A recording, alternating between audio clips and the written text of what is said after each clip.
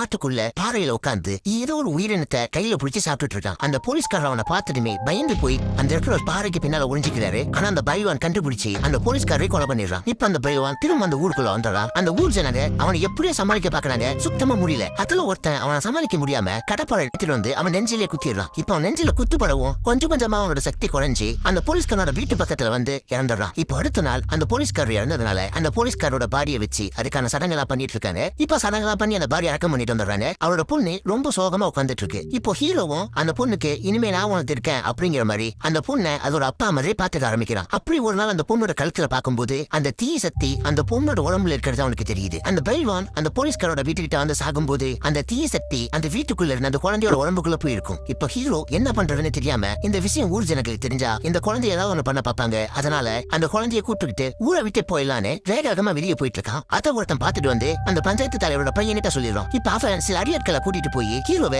தலையில அடிச்சு போட்டுட்டு அந்த பொண்ணை அந்த வின்டர் இருந்த இடத்தை கூட்டிட்டு வந்துச்சு. அந்த பொண்ணுக்கு சில சடங்கெல்லாம் பண்ணிட்டு இருக்காங்க. இப்ப இந்த பொண்ணுக்கும் கெட்ட எண்ணம் எதுவும் இல்லாத காரணத்தினால இந்த பொண்ணு உடம்புல அந்த தீசக்தி இருக்கும்போதே இந்த பொண்ணையும் ஜீவசமாதி அடைய வச்சிடலாம் அப்படின்னு அந்த ஊர் மக்கள் மொத்தமா ஒண்ணு கூடி அந்த பொண்ணுக்கு சில சடங்குகள் எல்லாம் பண்ண ஆரம்பிக்கிறாங்க. அதுல சில பொம்பளைங்க கொஞ்சம் கூட மனசாட்சி இல்லாம அந்த வானத்துல தெரியுற நட்சத்திரம் தான் அவங்க அம்மா, அது பக்கத்துல சின்ன நட்சத்திரமா நீ வரப்போற, உங்க அம்மா கிட்ட தான் உன்னை அனுப்ப போறோம் அப்படின்னு சொல்லிட்டு அந்த குழந்தைய அந்த பூஜைக்கு ரெடி பண்ணிட்டு இருக்காங்க. அந்த குழந்தையும் தனக்கு என்ன பண்றாங்கன்னு தெரியாம அந்த பூஜையில உட்கார்ந்துருக்கு. இப்போ ஹீரோ மயங்கி இருக்கிற இடத்துக்கு அந்த சாமியா வந்த பொண்ணு வரா. இப்போ ஹீரோ மயக்கம் தெரிஞ்சு எந்திரிக்கிறாரு. இப்போதான் படத்தோட ஸ்டார்டிங்ல இருந்து ஹீரோக்கு கேட்ட கொலுசு சத்தம் இவங்க தான் அப்படிங்கிறது தெரியுது. இப்போ ஹீரோ எழுந்ததும் அந்த குழந்தைய காப்பாத்த சொல்லி கை காட்டுறாங்க. ஹீரோவும் எழுந்து இந்த இடத்துக்கு வேகமா வந்துட்டு இருக்காரு. இப்ப இவங்கலாம் சாமி கும்பிட்டு இருக்கும்போது அந்த பால்கவனோட அம்மா அந்த குழந்தைய இங்க இருந்து எப்படியா தப்பிச்சு போயிடு அப்படின்னு சொல்லி தப்பிக்க ட்ரை பண்றா. ஆனா அந்த பஞ்சாயத்து தலைவரோட பையன் பாத்துறான். எப்ப பார்த்தாலும் உனக்கு இதே வேலையா போச்சு, இதே மாதிரி தான் அந்த மாட்டையும் தப்பிக்க வச்ச, இந்த தடவை நாங்க விட மாட்டோம் அப்படின்னு சொல்லி அந்த அம்மாவையும் தள்ளி விட்டுட்டு அந்த பொண்ணுக்கான பூஜையை பண்ணிட்டு இருக்காங்க.